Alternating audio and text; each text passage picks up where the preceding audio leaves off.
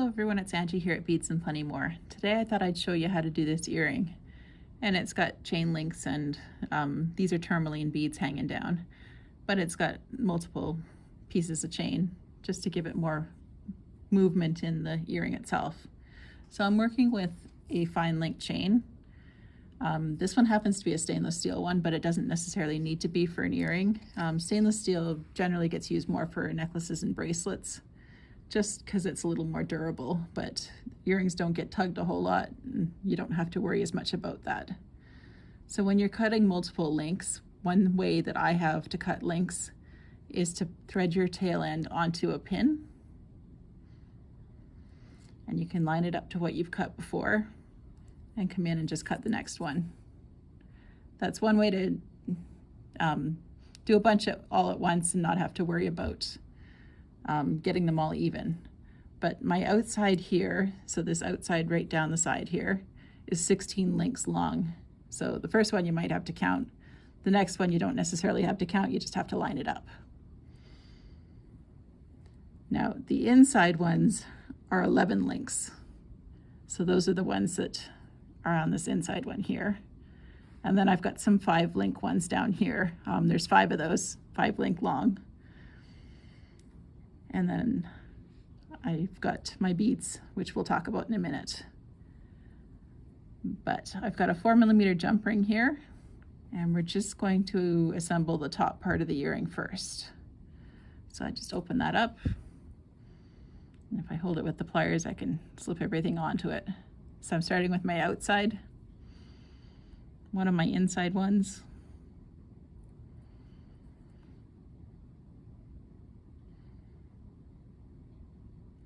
inside, outside, and then we need the shepherd hook on there as well. And that gets us set up for the first part of the earring.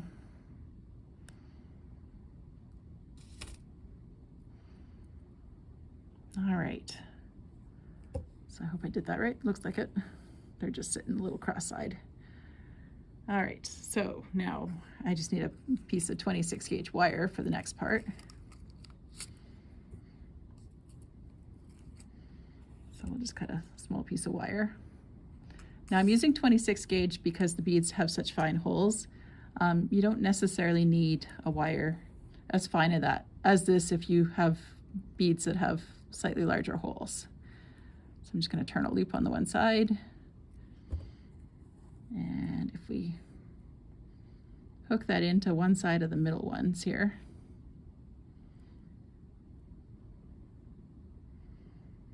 if I can get it lined up and through the loop.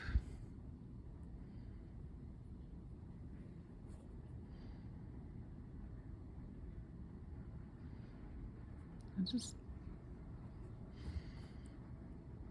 wanted a small loop, but my pliers are not allowing me to close that when I put the chain on.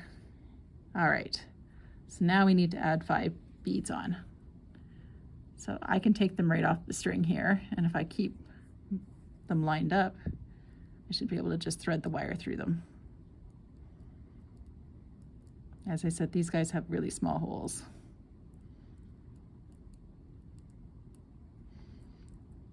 And I didn't keep them lined up like I said I was gonna. We'll just pull a few more.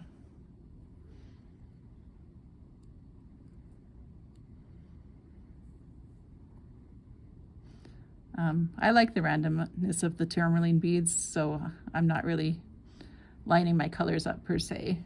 I'm just pulling them as they pull off the string. Now this other side, we don't need a very large loop, so I'm just going to trim the extra off.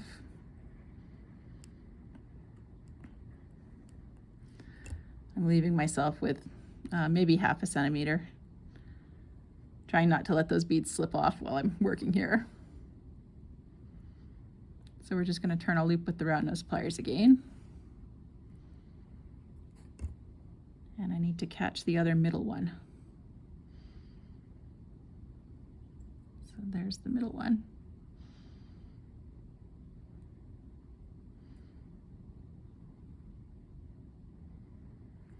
And I closed that loop too much. I can't get it to hook.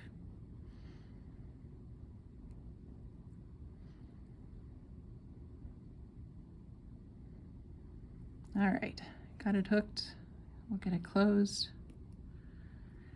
And then, now that's sitting real straight across, but we want it to have a bit of a curve, so we'll just curve it down a bit. And that's the middle done. And these other ones, I didn't want you to have to watch me thread them. So this middle one here is 13 beads long. And I just put some temporary ends on it by turning some loops just so that I didn't have my beads fall off.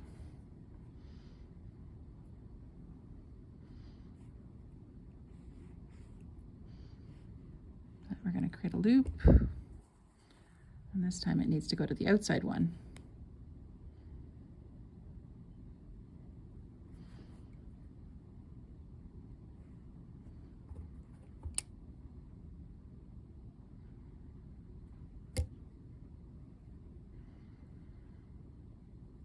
So same deal, get rid of the extra wire. Leave myself with about 1/2 centimeter.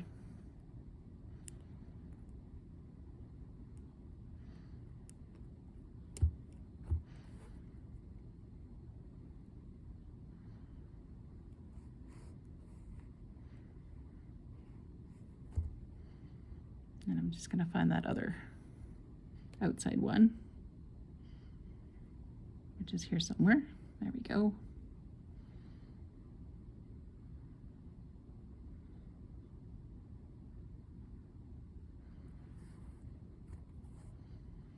So one way to close a loop if you're having trouble getting your round nose back into it to close it is to grab your needle nose pliers.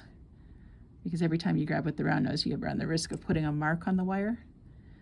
With the needle nose, you're less likely to put that big mark on the wire or even to squeeze through the wire. I've done that before. I've broken wire doing that. So again, shaping it a little bit.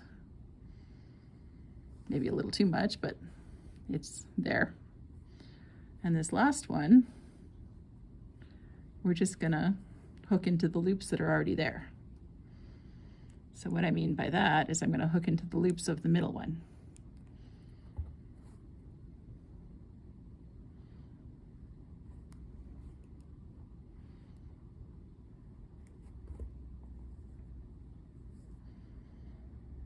So we'll just hook it on that loop.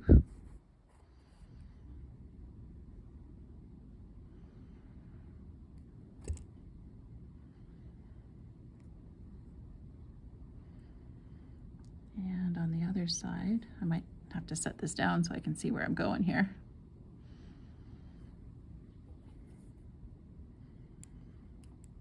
So I guess I need to talk about the beads on this last one too, because I told you the middle one had 13 beads, but this one, because it's got the chain links in it, I changed it up a bit.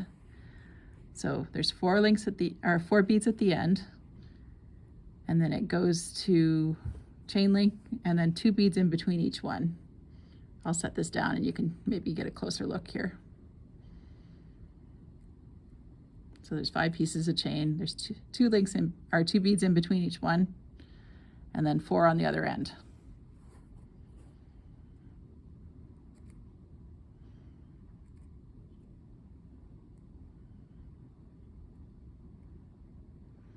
So we'll just get that closed, and then I just need to manipulate until I get them to sit the way I want them to sit.